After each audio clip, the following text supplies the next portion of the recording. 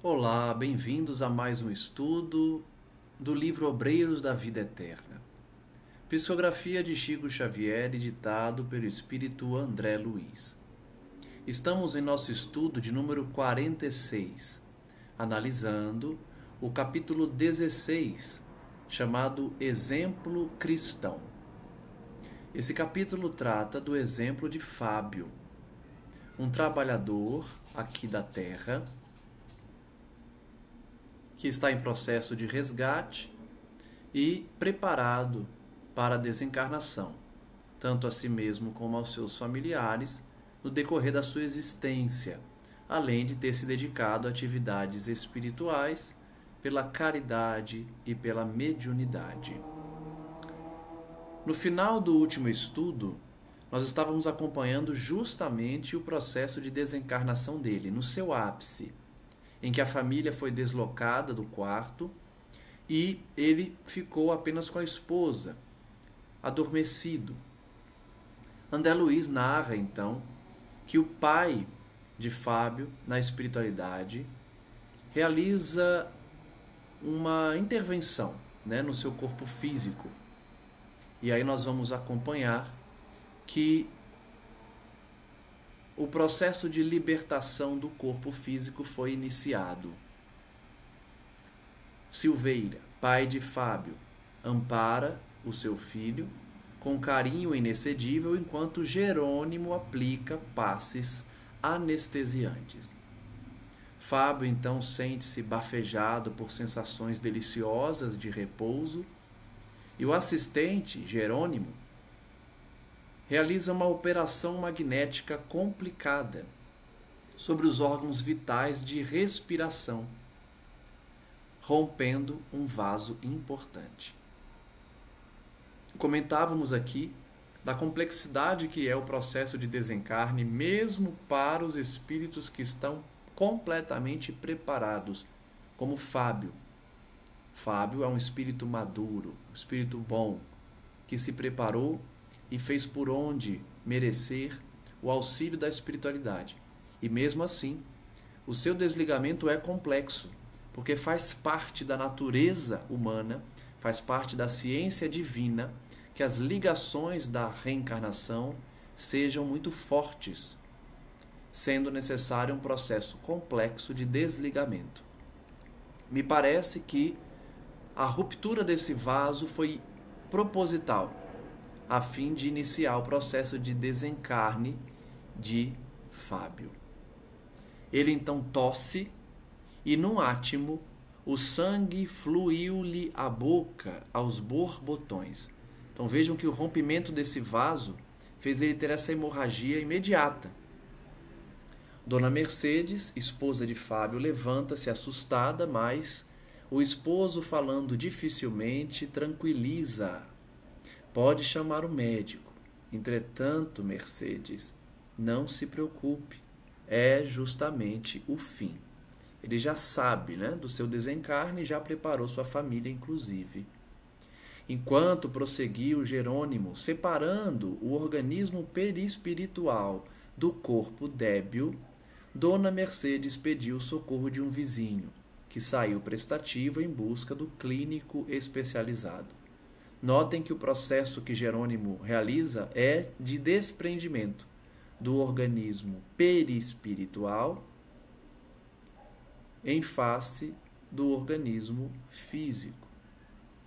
É um desligamento complexo, como eu disse, célula a célula, e por isso depende de um conhecimento técnico importante. O médico da Terra não demora a chegar, trazido por automóvel, mas embalde aplicam a solução de adrenalina, a sangria no braço, os sinapismos nos pés e as ventosas secas no peito, as técnicas para manter Fábio vivo, para resgatar Fábio daquele processo de desencarnação. Nós sabemos que quando a providência divina determina a morte de alguém, não há providência médica na Terra possível de impedir. Faz parte do processo da vida e da morte. Então, apesar dos esforços do médico. O sangue em golfadas rubras fluía sempre, sempre. Aquela ruptura de vaso não iria cicatrizar. André Luiz diz então que reparou em Jerônimo uma repetição no processo de libertação praticado em Dimas, mas com espantosa facilidade. Então vejam que a gente vai ver mais uma diferença entre a desencarnação de Fábio e de Dimas. Dimas teve uma desencarnação difícil porque não preparou-se e nem preparou seus familiares, deixando de levar o evangelho para dentro de casa. Já Fábio foi o contrário, trouxe o evangelho para o coração dos seus familiares e dialogou com eles por muitas noites, preparando-os, além de realizar a caridade costumeiramente. Apesar de André Luiz dizer que a técnica utilizada por Jerônimo era complexa, ele afirma que era realizada com espantosa facilidade. É importante a gente não confundir. O fato do processo ser complicado não afasta uma facilidade no processo por mãos hábeis, por mãos que sabem realizar esse processo. Então, ele é complexo, porém, como Fábio está preparado, está sintonizado, fez por onde, esse processo complexo é realizado de forma rápida, de forma facilitada. Depois da ação desenvolvida sobre o plexo solar, o coração e o cérebro, desatado o nó vital, Fábio fora completamente afastado do corpo físico.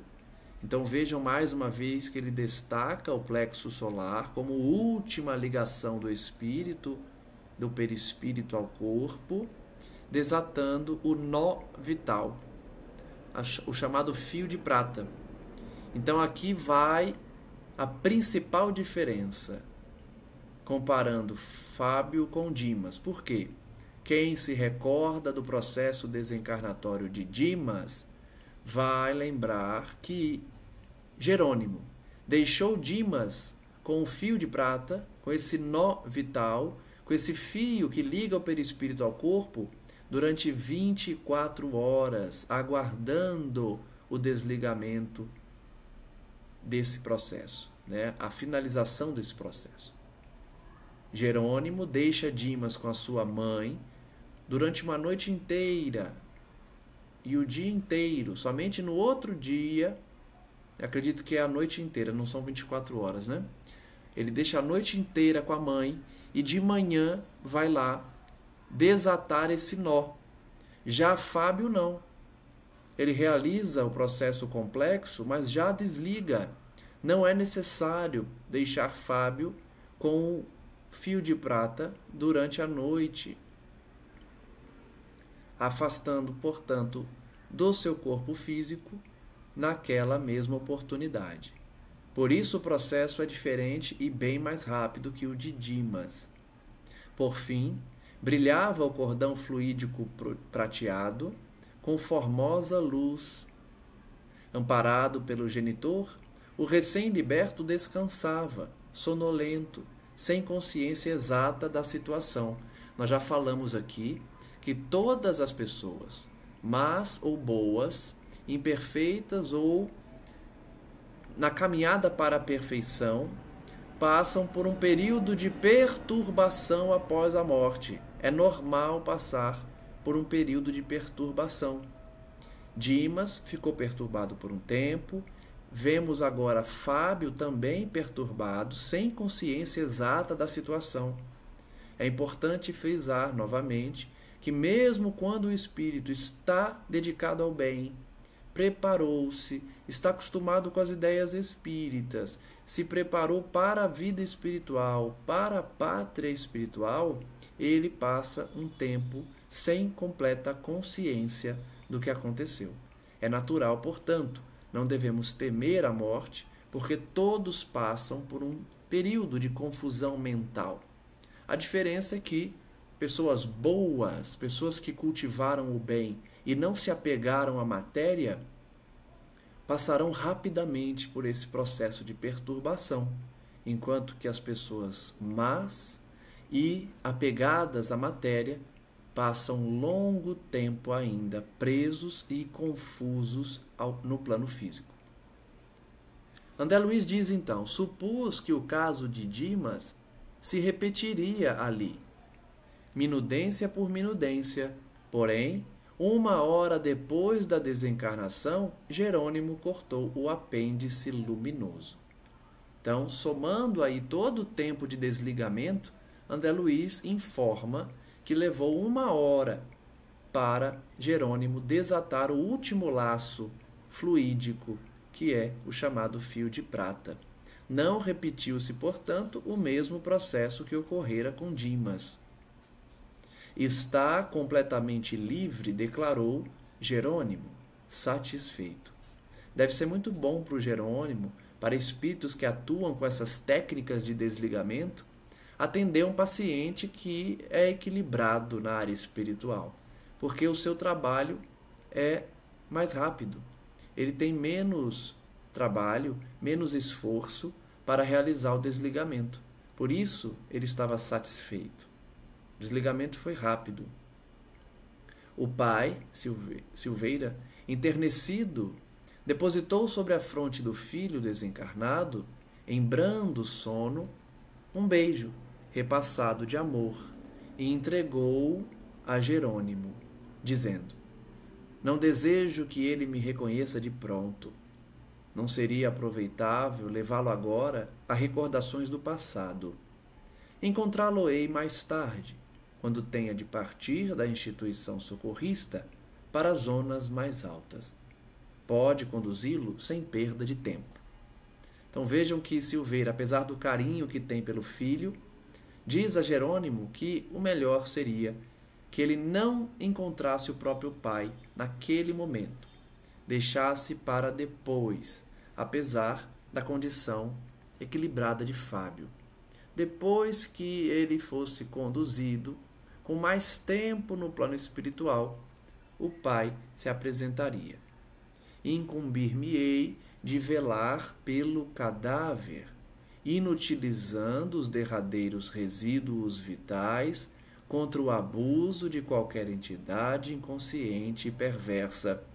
Aqui novamente a lição de que espíritos vampirizadores, viciados, que ainda estão apegados à matéria e por isso desejam as sensações da carne, atuam nos corpos de recém-desencarnados.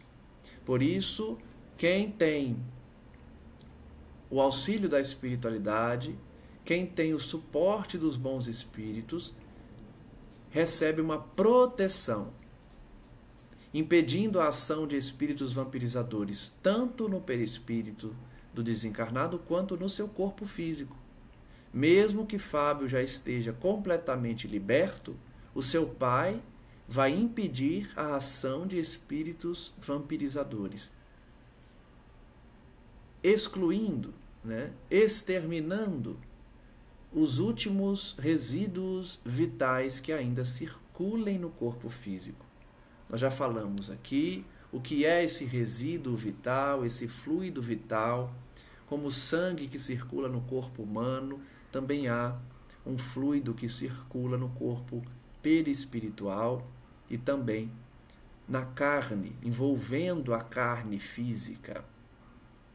É por isso que eu comparo aqui muitas vezes a mediunidade dos artistas que criaram seres mitológicos ou seres da ficção científica, como vampiros, como mortos-vivos, zumbis, certamente vendo a ação de espíritos vampirizadores, espíritos que atacam os corpos dos recém-desencarnados, dos suicidas, buscando sugar essa energia vital. Se a gente parar para pensar sobre esse personagem criado pela mente humana aqui da Terra, chamado de morto-vivo, até o próprio nome dá a entender que se trata de um espírito, porque morto-vivo é um ser que está morto, mas se comporta como vivo. Então, espíritos vampirizadores que estão no plano espiritual são espíritos, agem como se estivessem vivos e buscam também as sensações da carne. Por isso, atacam. A semelhança do que vemos nos filmes, nas obras de ficção, em que vampiros buscam o sangue e os mortos-vivos buscam as vísceras das vítimas, justamente para sugar essa energia, né? Não tenho dúvidas que essa classe de espíritos inspirou certamente muitos dos criadores de conteúdo, artistas, redatores que criaram esses personagens da ficção aqui da Terra. Prossegue André Luiz dizendo que Jerônimo agradeceu emocionado e partiram, conduzindo o sagrado depósito que nos fora confiado, ou seja, conduzindo Fábio. Enquanto prosseguíamos, espaço acima, contemplei respeitoso o primeiro anúncio da aurora e, observando Fábio adormecido, tive a impressão de que gloriosos portos do céu se iluminavam de sol para receber aquele homem, de sublime exemplo cristão, que subia vitorioso da terra. Então o capítulo é encerrado justamente demonstrando o exemplo cristão de Fábio, em que sobe para o céu, amparado por essas equipes espirituais que trabalham em favor dos sofredores. Por isso eu digo, vale a pena, vale agir, vale se proteger, vale praticar o bem e lutar contra as más inclinações, realizando toda a caridade possível que pudermos, porque seremos recompensados também com o amparo da espiritualidade. Fazer, logicamente, sem esperar recompensa, mas com o conhecimento espírita de que há sim uma proteção e um amparo a que todos estão sujeitos. Iniciemos, portanto, o capítulo 17, chamado Rogativa Singular. Vejamos a continuidade dessa história em relação a outros trabalhadores e também aqueles que já desencarnaram. Diz André Luiz: enquanto Dimas se restaurava paulatinamente, aos poucos, Fábio cobrava forças de modo notavelmente rápido. A recuperação de Fábio, portanto, é muito mais célere do que a recuperação de Dimas, pelos motivos que já tratamos aqui. Os longos e difíceis exercícios de espiritualidade superior, levados a efeito na crosta, frutificavam agora em bênçãos de serenidade e compreensão. Então, por isso eu acabei de dizer, vale a pena a dedicação que se tem na terra, a meditação que se faz, o equilíbrio das suas forças íntimas, a luta contra as más inclinações, a prática do bem, tudo isso compensa, tudo isso vale a pena. Porque nas palavras de André Luiz, esses longos e difíceis exercícios de espiritualidade nos garantem frutos, bênçãos de serenidade e compreensão após a morte. É por isso que Jesus irá prometer, né, a terra aos mansos, o reino dos céus para os pacificadores, aquele que é justo, que ama a justiça. São as posturas cristãs que nós podemos adotar na terra para nos elevarmos e, consequentemente, recebermos também as bênçãos dessa paz. Ambos repousavam na casa transitória, Dimas e Fábio, amparados pela simpatia geral da instituição que a irmã Zenóbia dirigia. Então a gente volta para os estudos lá atrás, no início da obra, em que a irmã Zenóbia cuida da instituição transitória de Fabiano. Ela está recebendo Fábio e Dimas também. Ao mesmo tempo, prosseguíamos em constante cuidado junto aos demais amigos, principalmente ao pé de Cavalcante, cuja situação orgânica piorava sempre nas vizinhanças do fim. Quem está acompanhando o estudo desde o início vai lembrar que são cerca de 6 trabalhadores, né? 5 a 6 trabalhadores que André Luiz irá auxiliar no desencarne. Nós já passamos por todos eles, descrevendo a situação de cada um, e agora estamos passando pelo fenômeno da morte de cada um também.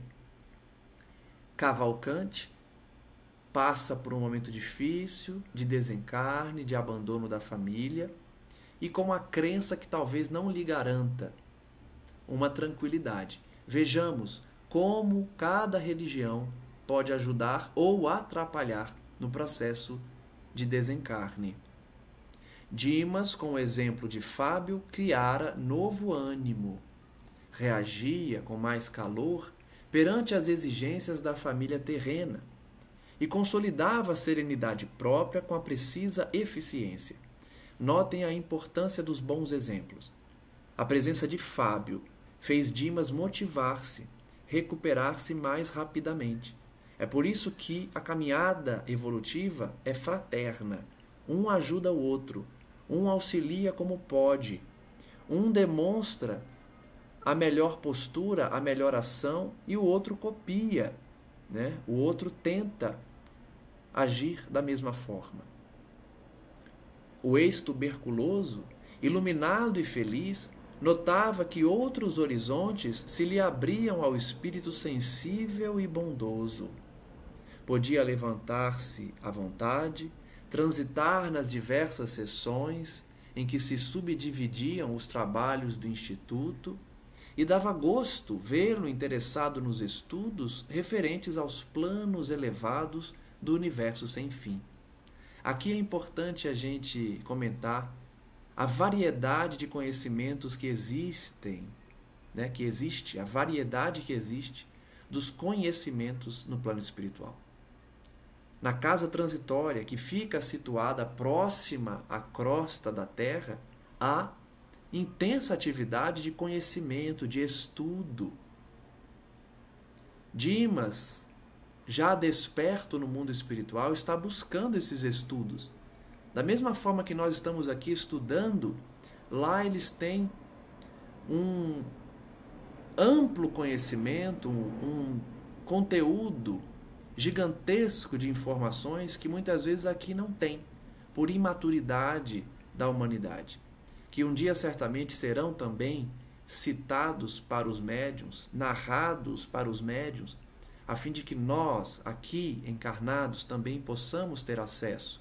Mas imaginem o tipo de estudo sobre o universo sem fim que Dimas estava tendo acesso nessa casa transitória.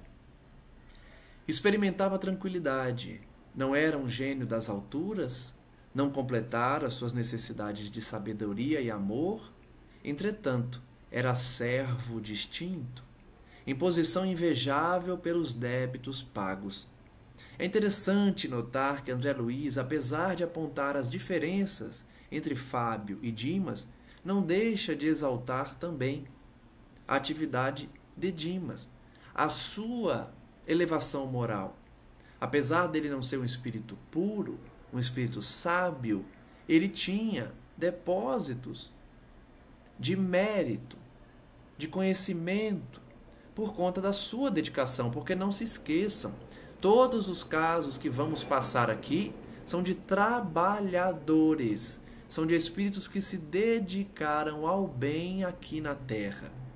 Então todos eles terão mérito, todos terão uma bagagem espiritual sadia. As comparações que André Luiz faz é entre esses trabalhadores, que já estão numa condição boa, já estão numa condição bem melhor que a maioria da humanidade. Mas entre eles há diferenças, é natural. André Luiz então prossegue dizendo que Dimas pagou muitos débitos e pela venturosa possibilidade de prosseguir a caminho de altos e gloriosos cumes do conhecimento.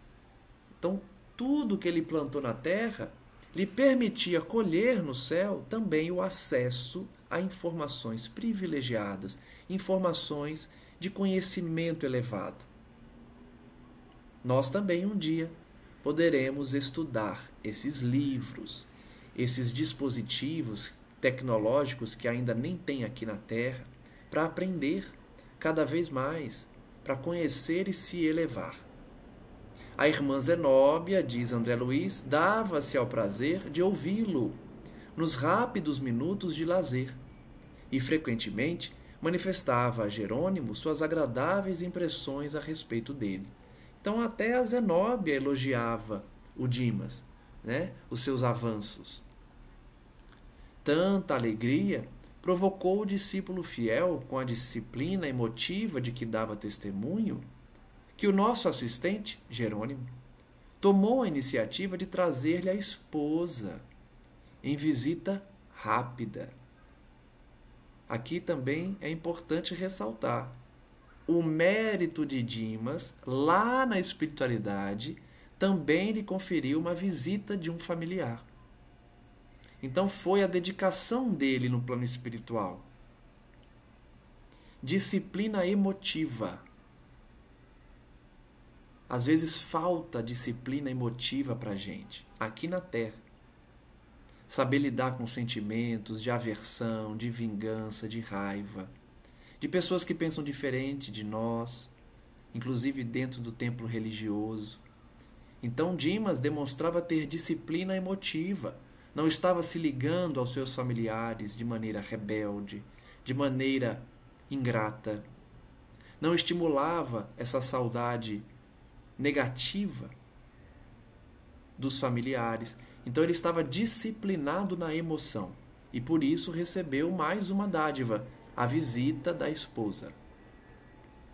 Lembro-me da comoção de Mercedes ao penetrar o pórtico do Instituto pelo braço amigo do nosso orientador. Eu estava me referindo a Dimas, mas André Luiz falava de Fábio, né? Fábio que teve acesso a esse conhecimento, a visita da esposa. Nós comentamos no início do capítulo que Dimas foi estimulado pela presença de Fábio, dando a entender que era Dimas que melhorava, mas não deixa de estar errado, porque Dimas também melhorou. Dimas certamente estava aprendendo com Fábio nesses estudos, acessando também os mesmos conhecimentos. Mas as descrições que nós lemos até agora é de Fábio, não de Dimas. Fábio que recebe então a visita da sua esposa, né? Mercedes, pela disciplina emotiva que ele apresentou. Todos, portanto, são trabalhadores do bem, mas Fábio, apesar de não ser já puro, santo, ele traz uma maturidade emocional maior que Dimas. Por isso o acesso ao conteúdo de conhecimento especial, elevado, e também a visita da esposa. Eu estranhei quando li que um deles receberia a visita da esposa, porque a esposa de Dimas não tem preparo ainda. Achei que seria uma bênção para ele, por isso a visita seria rápida, mas não, é a esposa de Fábio que o visitou, a Mercedes. Ela entrou então no instituto pelo braço amigo de Jerônimo. Estava atônita, deslumbrada, estática. Não possuía a consciência perfeita da situação, mas demonstrava sublime agradecimento.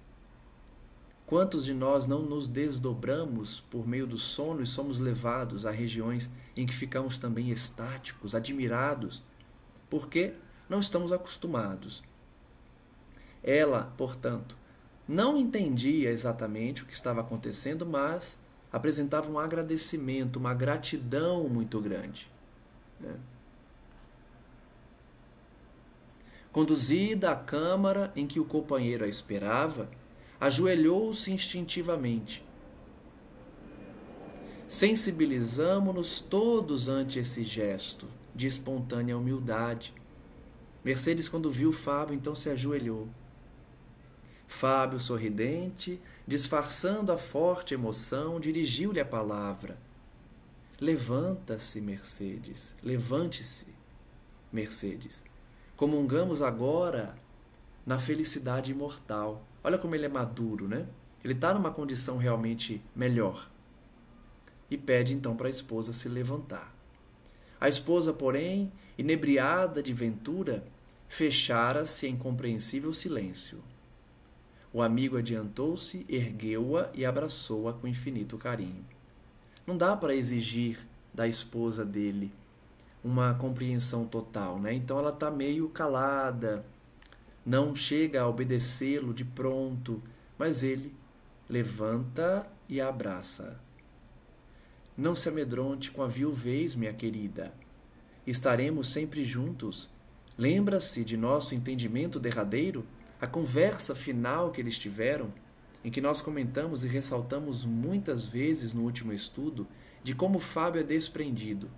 Ele sugeria à esposa um novo casamento, porque ela era nova e os filhos eram pequenos. Ele não pedia sacrifício dela, de continuar viúva até a morte. Pelo contrário, ele iria trabalhar para conseguir um companheiro para ela, para ajudá-la. Comentamos por diversas vezes aqui o desprendimento de Fábio. Muito difícil pensar assim, né? Mas ele confirma e pergunta à esposa: não se lembra da nossa última conversa? Mercedes então entreabriu os lábios e fez um sinal afirmativo. Dê-me notícias dos filhinhos, pediu Fábio a sorrir. Nada disse ainda. Por quê? Fale, Mercedes, fale. Mostre-me sua alegria vitoriosa. A esposa então olha para ele com mais atenção, com seus olhos meigos e brilhantes, e diz, chorando de júbilo: Fábio, estou agradecendo a Jesus a graça que me concede. Como sou feliz, tornando a vê-lo. Olha que bonita, ela estava muda até então, calada, porque estava agradecendo a Jesus pela oportunidade. Quantos de nós somos gratos dessa forma, agradecendo a Jesus pelas oportunidades da vida, pelas bênçãos, pelas proteções, pelas visitas dos amigos e dos parentes. A esposa de Fábio, então, Mercedes, agradecia a Jesus, estava grata por aquela oportunidade. Lágrimas copiosas corriam-lhe das faces. Em seguida, após curto intervalo, informou: nossos pequenos vão bem. Lembramo-nos de você a todo momento. Todas as noites, reunimo-nos em oração, implorando a Deus, nosso Pai, conceda a você alegria e paz na vida diferente que foi chamado a experimentar. Então eles oram, né, pelo pai e pelo esposo, todas as noites. Importantíssimo realizar orações, pedidos, sem revolta, sem se revoltar contra os desígnios de Deus e não apresentar nenhum sentimento de injustiça, de abandono, mas sim de compreensão, de resignação. Outra pausa em que a nobre senhora tentou conter o pranto. Quero avisá-lo de que já estou trabalhando. O senhor Frederico, nosso velho amigo, deu-me serviço. Carlindo vela pelo irmão enquanto me ausento e creio que nada nos falta em sentido material.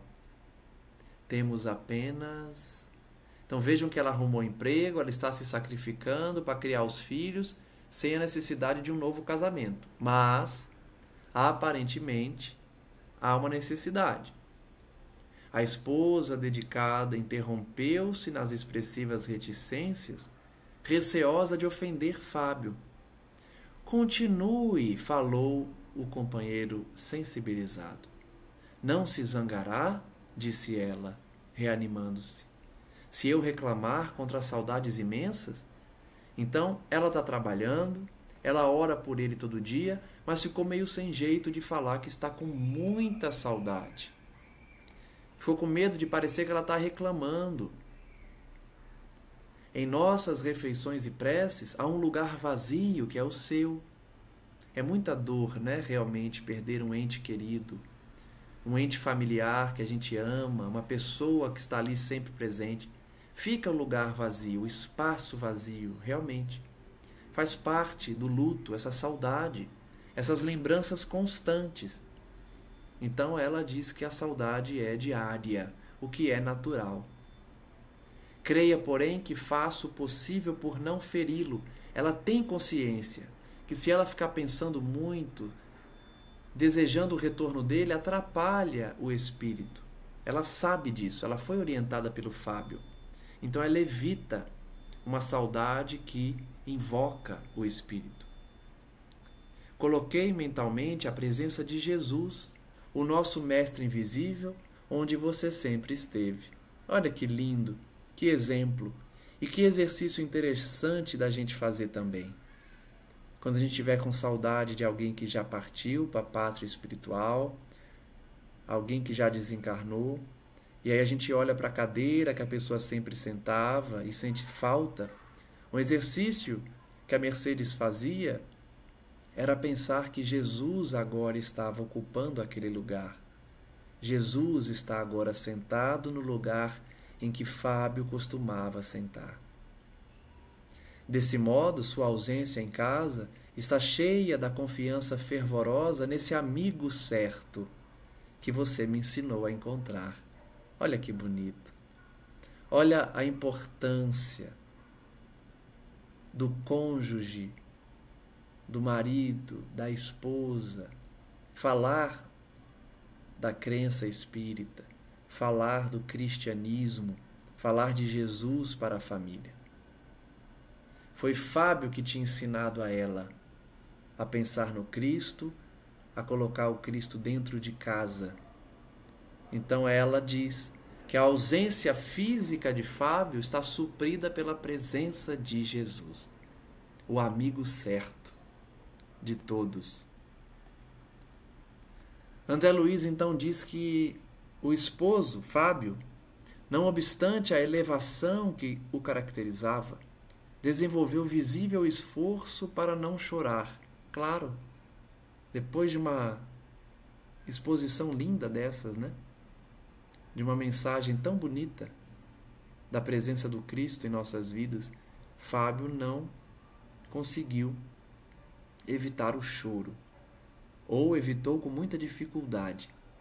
E disse otimista: não apague a luz da esperança, não me zango em sabê-los saudosos, pois também eu sinto falta de sua presença, de sua ternura, da carícia de nossos filhos. É natural essa saudade. É por isso que, às vezes, algumas pessoas no meio espírita acham que o choro da saudade é algo negativo. Não. Só se for um choro de desespero, um choro de revolta, um choro de que não aceita a vontade de Deus. Mas um choro de saudade é natural, inclusive faz bem. A catarse, né, para eliminar qualquer opressão emocional no peito. Então, tanto nós aqui da Terra quanto os espíritos sentem saudade, é natural, da presença, do carinho. Mas ficaria contrariado se soubesse que a tristeza absorveu nosso ninho alegre.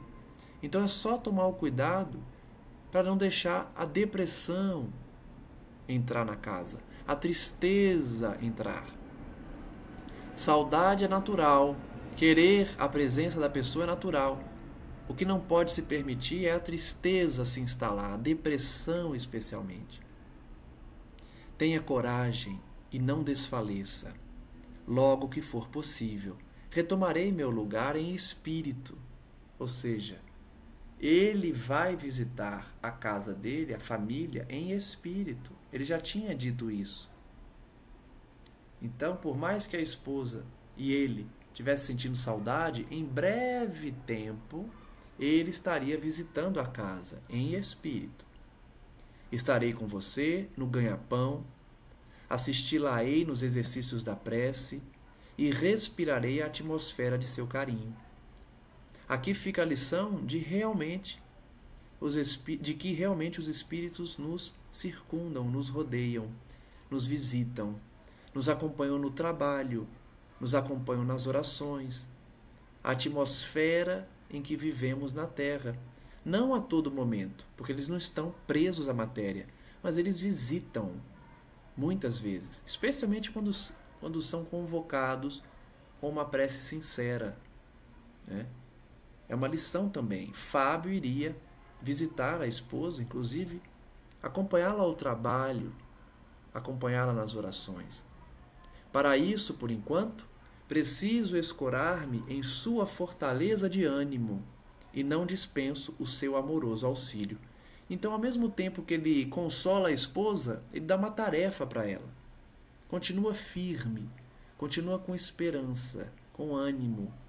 Eu preciso da sua ajuda, de que você tenha ânimo, de que você não desfaleça, não desista e não deixe a tristeza se instalar no ninho doméstico.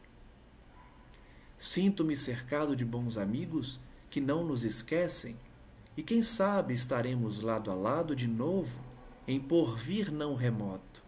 Quem sabe ele não reencarnaria? Quem sabe ela, no processo desencarnatório natural, também não estivesse com ele depois de cumprir a sua missão na Terra? Avisaram-me de que a divina bondade me concedeu ingresso em colônia de trabalho santificador, a fim de prosseguir em meus serviços de elevação. Então, Fábio dá uma informação importante aqui. A chefia da casa, da colônia, autorizou que ele ingresse numa colônia de trabalho, de elevação, serviço.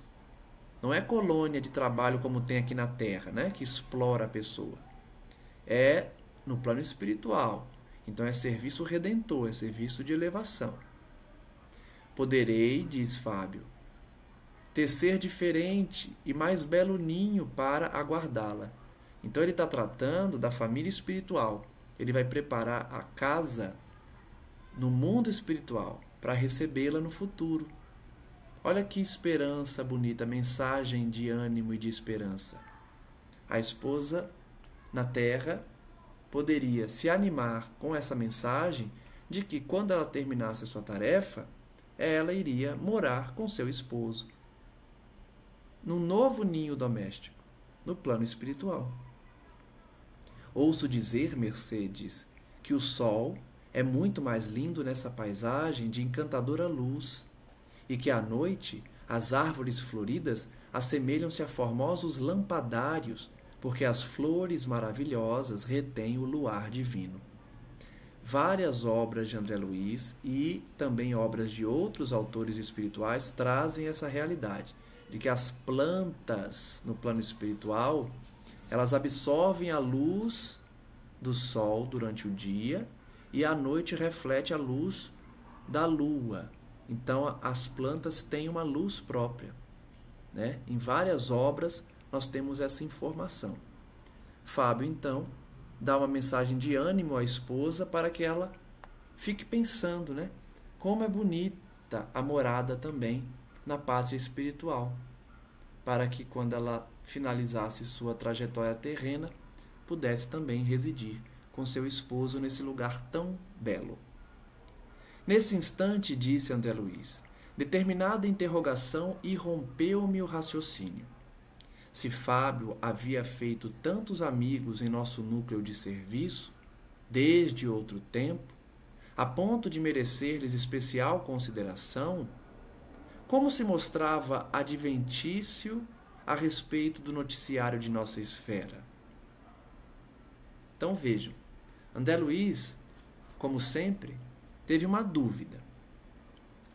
Se Fábio tinha tantos amigos no plano espiritual, e por isso recebia tanta atenção e tanta consideração, como que ele sabia tanto, né, das notícias dos planos espirituais, das esferas superiores? Sintetizando compridas indagações em pequenina pergunta ao assistente Jerônimo, respondeu ele a André Luiz em 2 sentenças curtas. Jerônimo então diz a André Luiz: a morte não faz milagres.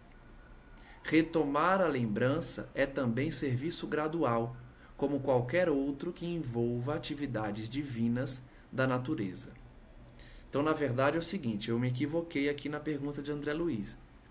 A pergunta dele é: como que Fábio ainda não conhece tudo do plano espiritual a que eles estão vinculados, se ele tinha tantos amigos, se ele estava numa sintonia tão elevada?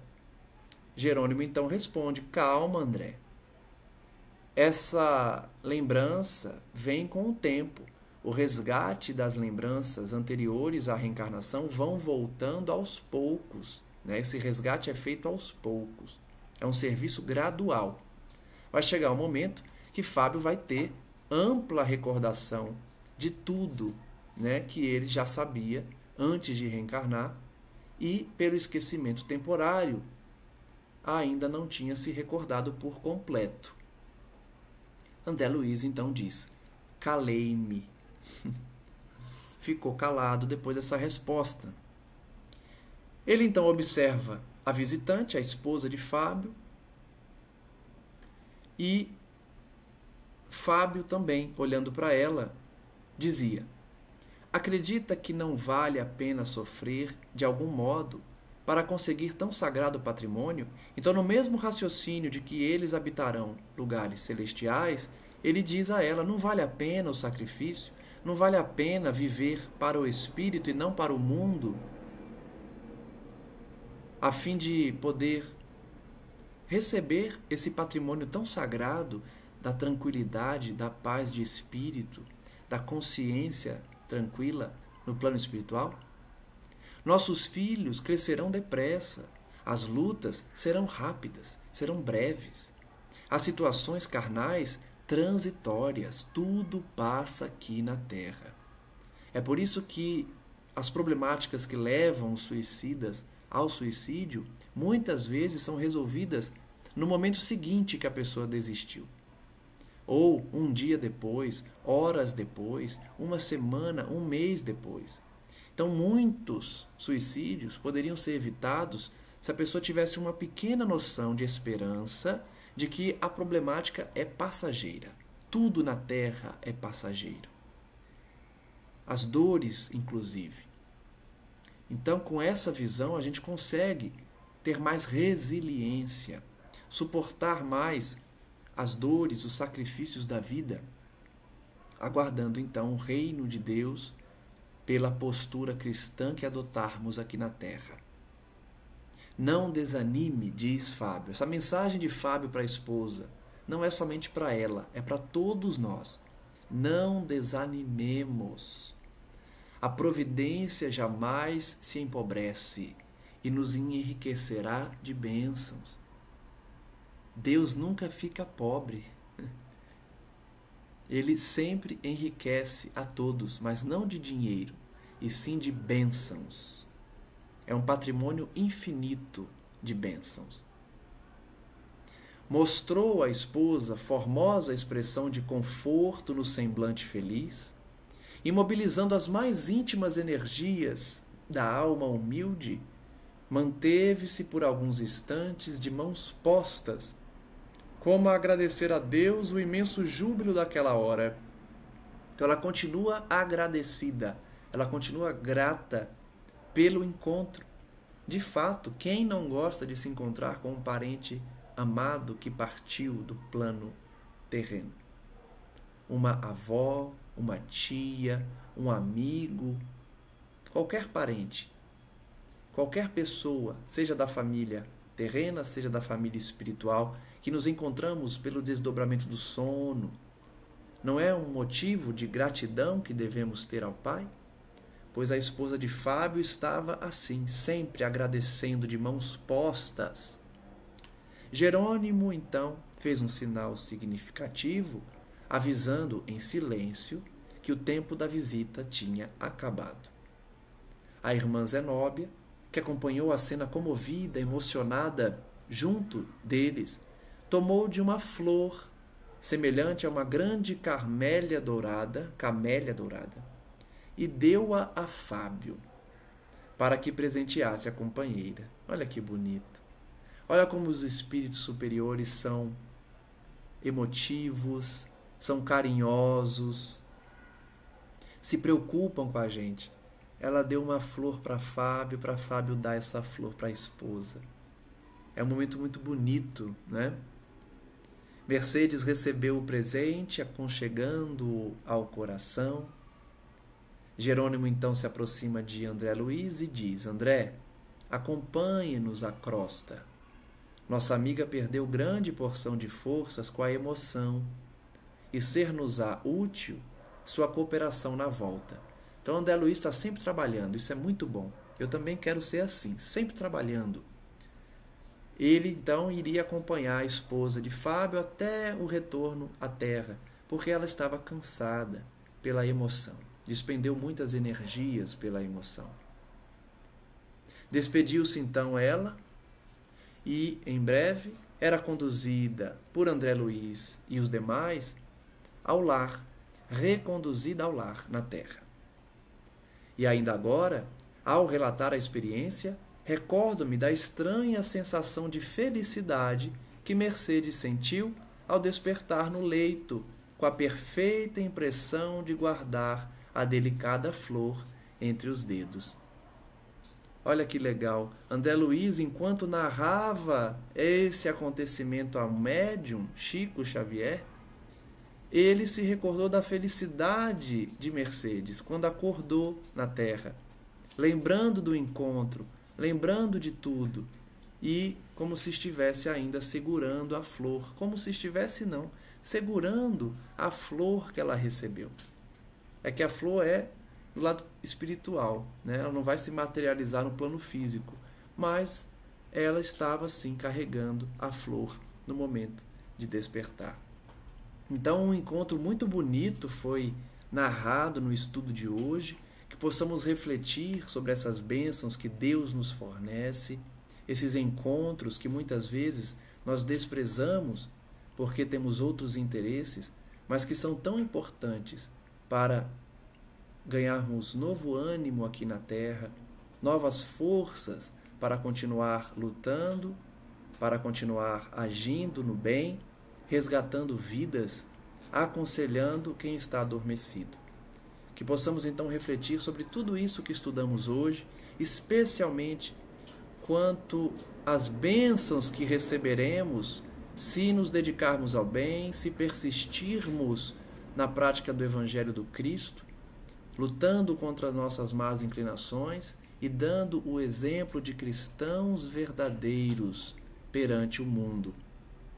Especialmente no ambiente de trabalho, especialmente na sociedade, na convivência social em geral, para que as pessoas identifiquem em nós a conduta dos discípulos modernos do Cristo. Saibamos colher essas lições para colocá-las em prática, não apenas estudar, não apenas progredir no nosso intelecto, mas especialmente utilizar esse conhecimento para progredirmos na moral, na emoção, no nosso psiquismo, no desenvolvimento de virtudes, na aquisição de qualidades morais.